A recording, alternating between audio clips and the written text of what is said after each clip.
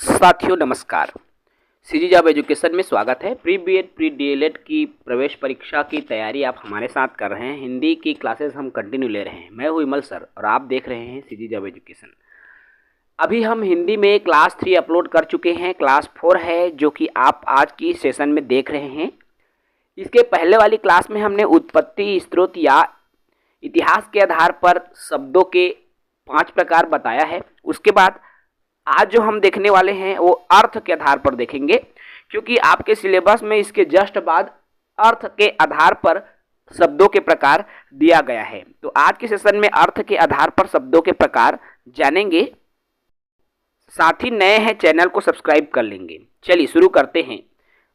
अर्थ के आधार पर शब्दों के प्रकार की जब बात आती है तो ये 5 प्रकार का होता है। अर्थ के आधार पर शब्दों के 5 प्रकार होते हैं और ये है आपका पहला एकार्थी शब्द, दूसरा है अनेकार्थी शब्द, तीसरा आता है इसमें समानार्थी या पर्यायवाची शब्द, चौथा आता है विपरीतार्थी या विलोम शब्द और 5वां आता है समरूपी या भिन्नार्थक शब्द। तो आज हम इन्हीं 5 शब्दों के प्रकार जो कि अर्थ के आधार पर हैं एक एक करके जानेंगे। सबसे पहले हमारा आता है एक आर्थी शब्द। नाम से स्पष्ट है, एक आर्थी अर्थात एक अर्थ। तो जिन शब्दों में केवल एक ही अर्थ हो उसे एकार्थी शब्द कहा जाता है। अर्थात जिनके केवल एक अर्थ हो, जैसे गंगा को सिर्फ गंगा कहा जाता है, इसका कोई और नाम नहीं है। ऐसे ही पटना भी एक ऐसा शब्द है जिनके केवल एक ही नाम है, जर्मन, राधा। तो ऐसे शब्द जिनके केवल एक ही अर्थ निकलता हो, ऐसे शब्दों को एकार्थी शब्द कहा जाता है। ठीक है, आगे बात करें सेकंड अनेकार्थी शब्द। अनेकार्थी ये नाम से स्पष्ट है, अनेक अर्थ, अनेक अर्थी मतलब अनेक अर्थ। तो ऐसे शब्द जिसके अनेक अर्थ निकलते हों, अर्थात जिन शब्दों के एक से अधिक अर्थ निकले, ऐसे शब्दों को अनेकार्थी शब्द कहा जाता है।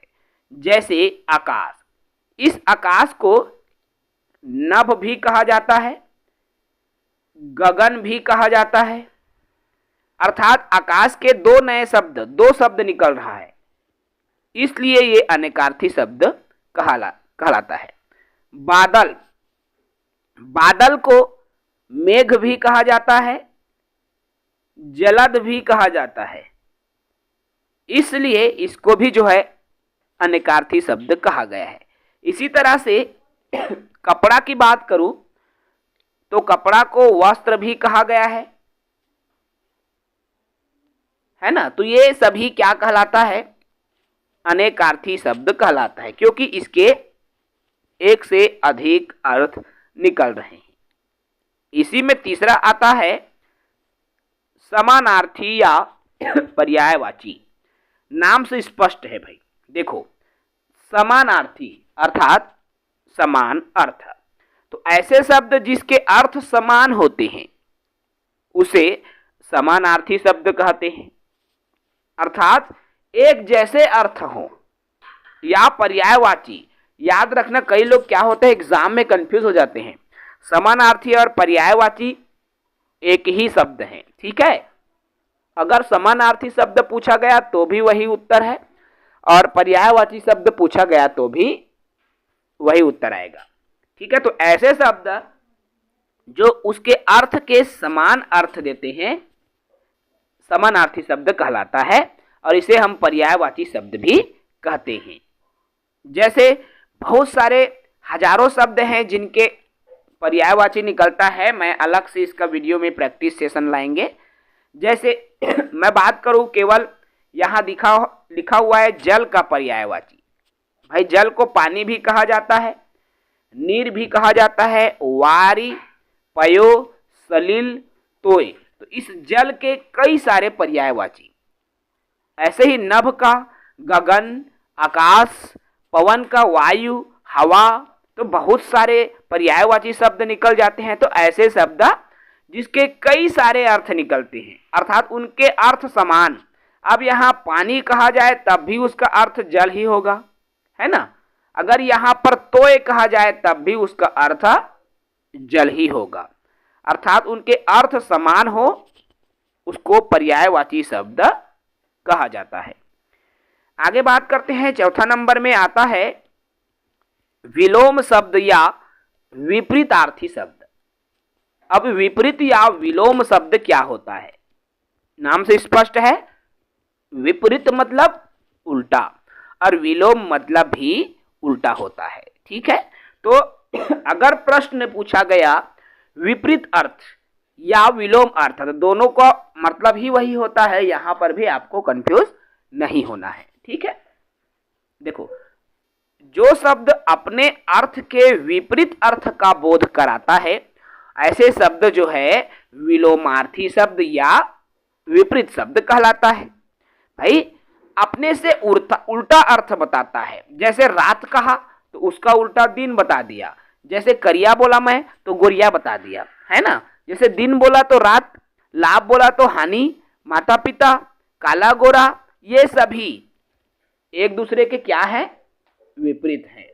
इसलिए इसको क्या है? विपरीत अर्थ या विपरीतार्थी या विलोम शब्द भी कहा गया है। ये सभी बहुत सारे, इसको हजारों वर्ड्स मिलेंगे।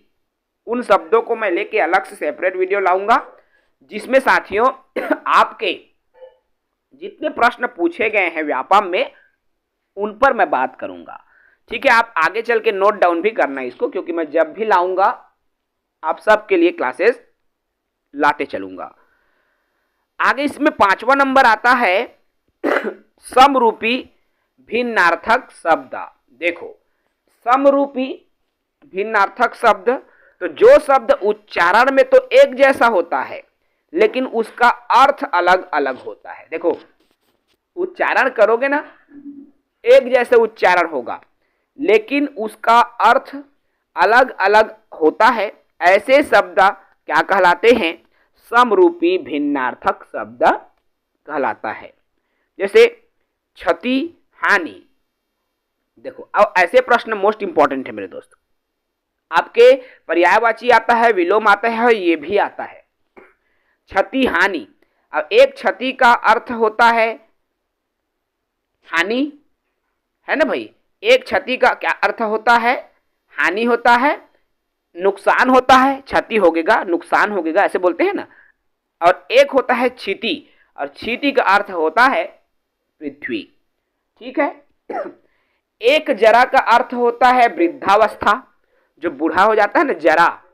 यौवन, जरा, यौवन मतलब जवानी और जरा मतलब बुढ़ापा, है ना। अर्थात एक जरा का अर्थ बुढ़ापा, तो एक जरा का अर्थ जरा सा डालबे, इसे बोलते हैं तनिक, अल्प, थोक अंडारबे, है ना। तो ये एक जरा का अर्थ बुढ़ापा और एक जरा का अर्थ होता है तनिक। तो ऐसे शब्द जो है पढ़ने से तो एक जैसे लगते हैं लेकिन उनके अर्थ अलग अलग होते हैं। ऐसे शब्दों को समरूपी भिन्नार्थक शब्द कहा जाता है। ठीक है, तो ये है आपके अर्थ के आधार पर शब्दों के प्रकार, जिसमें हमने अर्थ के आधार पर शब्दों के 5 प्रकार को जाना। और इसमें 5 प्रकार में है आपके एकार्थी शब्द, जिसके केवल एक ही अर्थ प्रकट हो उसको एकार्थी शब्द कहा जाता है। अनेकार्थी शब्द, जिसके एक से अधिक अर्थ निकलते हैं उसको अनेकार्थी शब्द कहा जाता है। इसके अलावा समानार्थी या पर्यायवाची ऐसे शब्द जिसके अर्थ समान होते हैं उसे समानार्थी शब्द या पर्यायवाची शब्द कहते हैं। और ऐसे शब्द जो अपने शब्द के विपरीत अर्थ का बोध कराता है, उल्टे अक्षर का बोध कराता है, उल्टे शब्द का बोध कराता है, विलोम शब्द कहलाता है। तो ये 4 हो गया। और 5वां है इसमें समरूपी भिन्नार्थक, जो उच्चारण में तो एक जैसे होते हैं लेकिन उसका अर्थ अलग अलग होता है।